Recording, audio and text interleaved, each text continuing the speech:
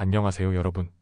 오늘의 흥미로운 영상 내용은 트럼프 대통령의 관세 정책이 미국 자동차 산업에 미칠 영향, 그리고 내가 어떻게 직장을 잃고 우편 배달을 시작하게 되었는가에 관한 것입니다. 우선 좋아요 버튼을 누르고 채널 구독 및 알림 설정 또 잊지 마세요. 여러분의 관심과 지지가 저희에게 큰 힘이 됩니다.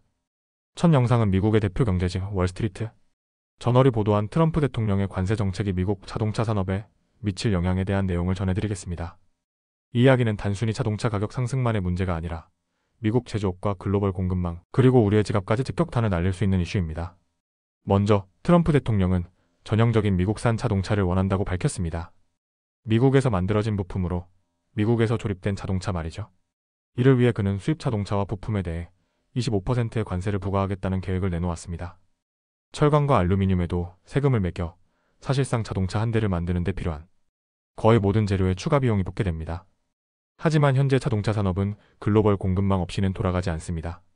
예를 들어 현대자동차는 미국 조지아주 사바나 공장에 90억 달러를 투자해 생산을 확대하고 있지만 그 안의 부품들은 캐나다, 멕시코, 미국 공장에서 각각 생산됩니다.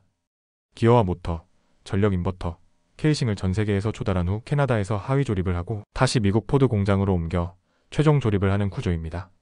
이렇게 부품 생산과 조립 과정이 국경을 넘나들며 이어지기 때문에 관세가 부과되면 모든 비용이 한꺼번에 올라가게 됩니다. 만약 트럼프 대통령의 계획대로 부품에도 관세가 붙게 된다면 제너럴 모터스는 연간 250억 달러의 추가 비용을 부담하게 될 것이라는 분석도 나왔습니다. 현재도 차량 한 대당 약 2,200달러의 관세 부담이 있는데 이보다 훨씬 더 올라갈 수 있다는 의미입니다. 업계 전문가들은 이로 인해 미국 자동차 판매가 최대 20%나 급감할 수 있다고 경고하고 있습니다. 여기에 더해 관세는 단순히 비용만 올리는 게 아닙니다. 글로벌 제조업체들이 미국 현지 공장을 짓는 대신 차라리 관세를 내고 해외에서 완성차를 수입하는 게 더 낫다고 판단하게 될 가능성도 있습니다. 결국 미국 내 일자리는 줄어들고 차 가격은 치솟으며 소비자들은 3만 달러 이하의 신차를 구경하기 힘들어질 것이라는 전망이 나옵니다. 실제로 2025년 초부터 멕시코산 차량 가격이 이미 1,100달러 정도 올랐고 중고차 가격도 전년 대비 6.5% 상승했습니다. 또 다른 문제는 관세가 장기적으로 미국 자동차 산업의 경쟁력을 떨어뜨릴 수 있다는 점입니다. 부품을 포함한 수입 비용이 올라가면 토요타나 현대 같은 해외 기업과의 가격 경쟁력이 크게 약화됩니다. 예를 들어 현재 미국에서 판매되는 토요타 차량의 평균 가격은 포드보다 12,000달러. 저렴하면서도 태당 1,900달러의 추가 이익을 남기고 있습니다. 토요타는 이렇게 번 돈을 새로운 기술 개발과 생산 라인 확장에 투자하면서 다시 경쟁력을 키우고 있죠. 반면 미국 자동차 회사들은 부품 수입 비용이 올라가면 가격을 올릴 수밖에 없고 결국 판매량이 줄어들어 연구개발과 확장 투자 여력이 사라질 수 있습니다.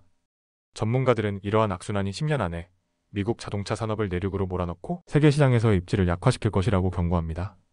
물론 트럼프 대통령도 가격 인상에 따른 소비자 반발을 의식해 일부 대책을 내놓고 있습니다.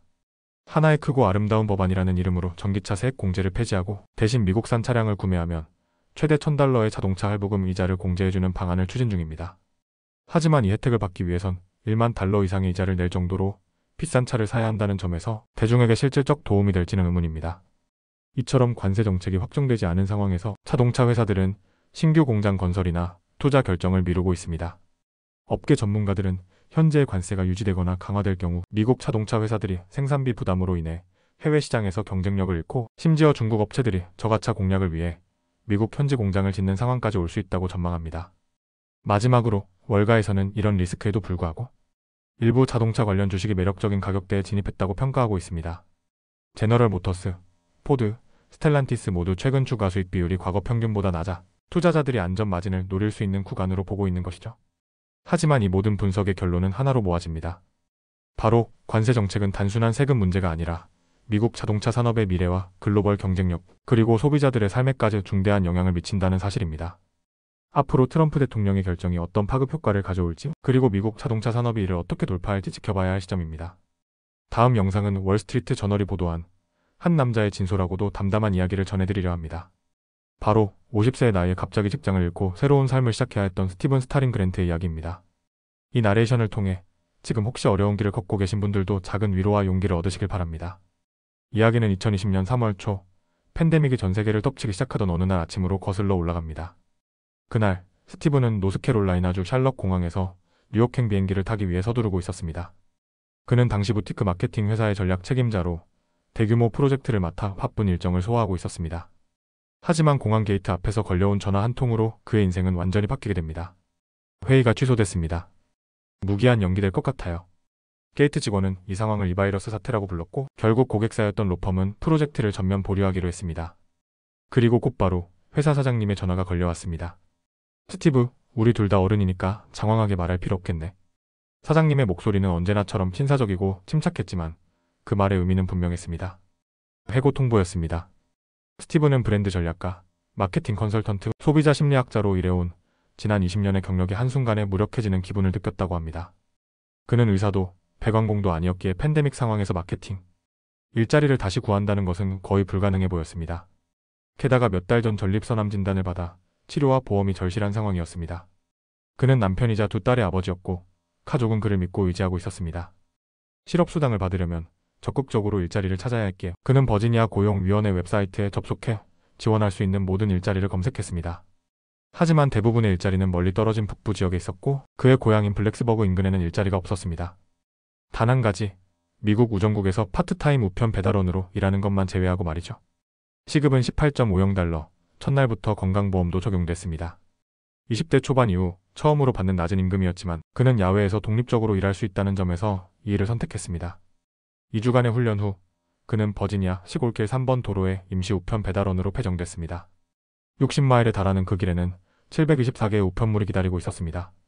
휴대전화도 터지지 않는 깊은 산골에서 그는 마치 2020년이 아닌 1920년에 우편을 배달하는 기분이었다고 회상했습니다. 그 길 위에서 그는 과거 요가 강사였던 아만다를 만나게 됩니다.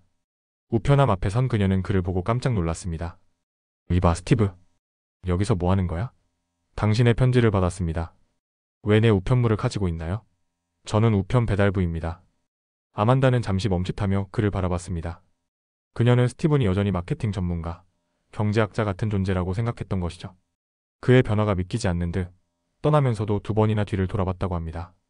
스티븐은 자신이 정말 우편 배달부가 맞는지 의문이 들었다고 합니다. 느리고 서툴렀기 때문에 매일 사기꾼이 된 기분이었다고 고백했습니다. 하지만 시간이 지나면서 그는 배달 속도도 빨라지고 우편물이 적고 날씨가 좋은 날에는 이 일이 세상에서 가장 좋은 직업이라고 느꼈다고 합니다. 고독은 그에게 선물이 되었고 사람들에게 직접 편지를 전해주며 자신이 필요한 존재라는 것을 느낄 수 있었습니다. 물론 현실은 녹록지 않았습니다. 주택담보대출금과 식료품값을 내기엔 여전히 수입이 부족했지만 그는 이 일이 단순히 생계를 위한 수단 이상이었다고 말합니다. 사람들과 연결되고 자신이 그곳에 존재한다는 것을 실감할 수 있었기 때문입니다. 그는 1년 후 마케팅 분야로 돌아갔지만 우편 배달원 시절의 경험이야말로 자신이 포기하지 않고 살아있음을 증명해준 시간이었다고 고백했습니다. 그리고 그는 이렇게 말합니다. 어떤 사람들은 무슨 일이 생기면 포기합니다. 하지만 어떤 사람들은 다시 일어섭니다. 강인함이란 결국 다시 일어서는 것입니다. 이 이야기는 스티븐 스타링 그랜트의 신간 메일맨, 해팔레치아에서 보낸 야생 같은 배달 인생과 마침내 찾은 집에서 발췌된 내용으로 오는 7월 8일 출간될 예정입니다. 오늘은 여기까지입니다. 다음 영상에서 더 유익하고 흥미로운 내용으로 찾아뵙겠습니다. 이 영상은 투자 의견이 아닙니다. 매우 감사합니다.